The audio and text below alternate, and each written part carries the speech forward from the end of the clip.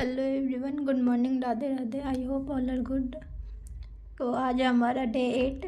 तो आज हम करेंगे जीके को लेके सिर्फ करेंगे 5 क्वेश्चन। बाकी मैं सारे सब्जेक्ट का नहीं बनाऊंगी आज। तो देखो, फर्स्ट क्वेश्चन हमारा कि किस राजवंश ने विजयनगर राज्य की स्थापना की। तो विजयनगर से क्वेश्चन भी बनते हैं, तो देख लेते हैं विजयनगर को कि ये पूछ रहा है कि किस राजवंश ने विजयनगर राज्य की स्थापना की। तो संगम वंश। विजयनगर के अब स्थापना कौन किया था? तो हरिहर और बुक्का 1336 में। विजयनगर के सामंत कौन थे? ककातिया। ककातिया की राजधानी हो जाएगा वारंगल। विजयनगर की राजधानी हम्पी। और इनके सामंत यानी कि उस टाइम पे समकालीन और क्या था? तो ककातिया। हम्पी जो है तुंगभद्रा नदी के किनारे है, और तुंगभद्रा नदी जो है वो कृष्णा की सहायक नदी है। इतना भी ध्यान रखना है। और इनका कार्यकाल याद रख लेना है कि विजयनगर साम्राज्य में चार वंशज थे। संगम वंश का कार्यकाल था 1336 से 1485। सुलू का 1485 से 1505। तुलु का था 1505 से 1570। और अरायुड का 1570 से 1645 है। सबसे इम्पोर्टेंट ये है कि कृष्णदेवराय ये तुलु वंश से ही संबंधित थे। तो पूछेगा कि कृष्णदेवराय किस वंश से थे? तो तुलु वंश से। विरूपाक्ष जो है शिव जी से संबंधित है और पंपा पार्वती से संबंधित है। अभी के लिए विजयनगर साम्राज्य में इतनी बातें ध्यान रखेंगे हम लोग। हमारा सेकंड क्वेश्चन है कि संगम कविताओं में उल्लेखित तमिल शब्द मुवेंद्र का क्या अर्थ होता है। यानी कि संगम में मुवेंद्र का अर्थ क्या होता है? तीन मुख्य में कौन कौन हो जाएंगे? चेर, पांड्य और चोल। चेर, चोल, पांड्य।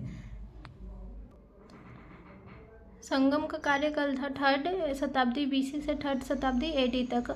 और इनमें यही 3 वंश शासन करते थे, चेर, पांड्य, चोल। चेर की राजधानी वज्जी थी। बंदरगाह इसका था मुचड़ी और टोंडी। और प्रतीक क्या था चेर का? धनुष और तीर।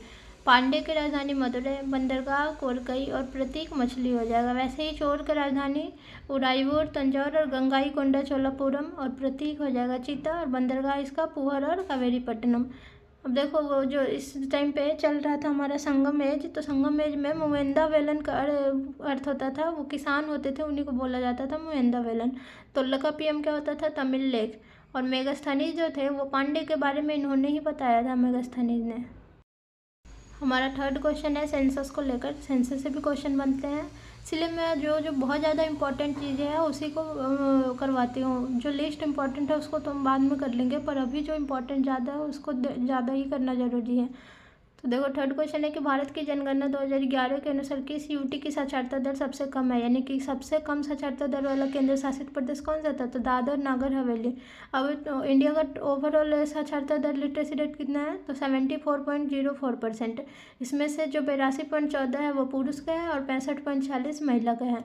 साक्षरता दर किसे कहते हैं? तो 7 साल से ज़्यादा जो भी कोई लिख और पढ़ सकता है वो साक्षर होता है, तो इसी को बोलते हैं साक्षरता दर। अनुसूची 8 में अब कौन होते हैं? ये जो अनुसूची 8 में 22 भाषाएं मेंशन किया गया है, उसमें से किसी भी एक भाषा को पढ़ लिख सकते हैं, तो वो साक्षर होते हैं वो व्यक्ति। अब देखेंगे राज्य, यूटी और जिला में किस में अधिक और कम है साक्षरता दर। तो देखो, अधिकतम हो जाएगा, सबसे ज़्यादा साक्षरता दर केरल में है 94%। दूसरा नंबर पे मिजोरम आ जाएगा। केंद्र शासित प्रदेश में सबसे ज़्यादा लक्षद्वीप का है 91.85। और जिला में है शेरचीप। फिर हो जाएगा न्यूनतम में हमारा बिहार 61.8। सेकेंड नंबर पर अरुणाचल प्रदेश आता है। यूटी में दादर नगर हवेली और जिला अलीराजपुर MP में हो जाएगा। स्वतंत्रता के समय साक्षरता दर कितना था? 12%। 1901 में साक्षरता दर 5.4% और 2001 में साक्षरता दर 64.8% था। तो अभी के लिए लिटरेसी रेट को लेकर लगभग चीज़ें कवर हो गई है, तो इतना चीज़ें ध्यान रखिएगा। अब आर्टिकल से क्वेश्चन है खासकर राष्ट्रपति को लेके कि भारतीय संविधान के किस अनुच्छेद में राष्ट्रपति पुनः निर्वाचित होने के लिए पात्र है। तो ये 57 में है। अब पार्ट 5 में हमारा आर्टिकल 52 से 151 तक है। यानी कि ये हमारा राष्ट्रपति भी पार्ट 5 में ही आ जाएंगे जितने भी हैं। अब राष्ट्रपति होता है, देखो 52 से 62 तक। तो इसका पद क्या है? पद 52 में पद है, 53 में कार्यकाल है इसका, कार्यपालिका, 54 में निर्वाचन, 55 में कोटा, 56 में कार्यकाल, 57 में है कि दोबारा या पुनः निर्वाचित कर सकते हैं राष्ट्रपति को, 58 में इसकी योग्यताएं हैं राष्ट्रपति की कि यानी 35 वर्ष उम्र होना चाहिए, भारत का नागरिक होना चाहिए। ये सारी चीज़ें लिखी हुई है राष्ट्रपति के बारे में 58 में। दशाएँ 59 और शपथ के बारे में 60 में है और महाभियोग है 61 में। तो राष्ट्रपति के बारे में इतनी चीज़ें ध्यान रखिए। 5th क्वेश्चन मैंने स्पोर्ट्स से लिया है, क्योंकि स्पोर्ट्स से भी क्वेश्चन आते हैं कि ये टर्म किस स्पोर्ट्स से रिलेटेड है, ऐसा करके पूछता है। तो देखो BC रॉय ट्रॉफी किस खेल से संबंधित है, ये फुटबॉल से है। ऐसे ही बुर्दवान ट्रॉफी जो है कुश्ती से है। क्रिकेट से कौन कौन सा ट्रॉफी है, तो Irani trophy, Deodhar trophy, Duleep trophy, Ranji trophy और विजय हजारे ट्रॉफी। हॉकी से कौन कौन सा हो जाएगा, आगा खां, रंगास्वामी कप, आगा खां कप, ये सारे।